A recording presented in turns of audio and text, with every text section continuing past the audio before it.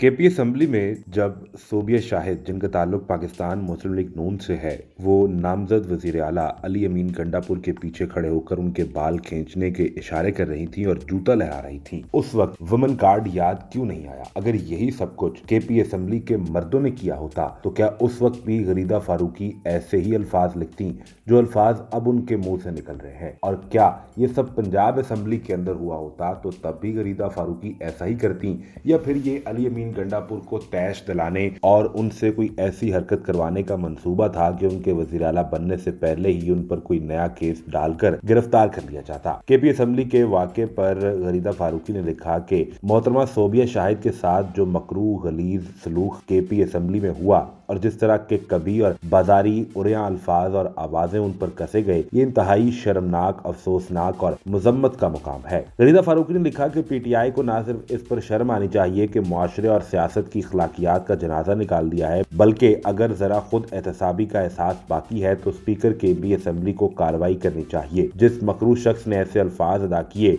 और जो इसके हामी थे। गरीदा फारूकी लिखती हैं कि स्पीकर कार्रवाई नहीं करते तो वजीर आला को इसका नोटिस लेना चाहिए। अब कोई गरीदा से पूछे कि उसी वजीर आला को जिसको जूते लहराकर सोबिया शाहिद दिखा रही थी और जिनके बाल खींचने के इशारे कर रही थी। बहरहाल गरीदा फारूकी ने आगे लिखा कि गुज़िश्ता रोज से ये वक़ुआ मुसलसल मेरे सामने आ रहा था, लेकिन इस कदर कराहत हो रही थी कि इस मामले पर बात तक करना महाल था। हालांकि ये पीटीआई की वो पैदावार है जिसका रोजाना की बुनियाद पर मुझे खुद भी सामना रहता है, लेकिन अब ये गलीज किरदार और तरबियत असम्बलियों तक पहुंच चुकी है। कहीं तो खुदारा इस मकरूह रवैये को रोका जाए, कोई तो इसकी हद हो। ये देखकर भी अफसोस हो रहा है कि खवातीन की अक्सरियत इस मामले पर फिलहाल आवाज नहीं उठा रही। अब इस जुमले से ही आप समझ जाइए कि बुनियादी तौर पर यहाँ औरत कार्ड खेला जाना था। गरीदा फारूकी लिखती हैं कि मर्द हजरात को सांप क्यों सूंघ गया है? पीटीआई की खवातीन के लिए खासकर क्या ये काबिल बर्दाश्त है? क्या सिर्फ उन्हीं खवातीन की इज्जत है जो आपके अपने ग्रोह की हो? हमें बिला तफरीक हर खातून की हरासानी और इस पर हुए हमले के खिलाफ भरपूर आवाज उठानी होगी ताकि कहीं तो इस मुआशरे की गिरावट को रोका जा सके। पख्तून कौम को तो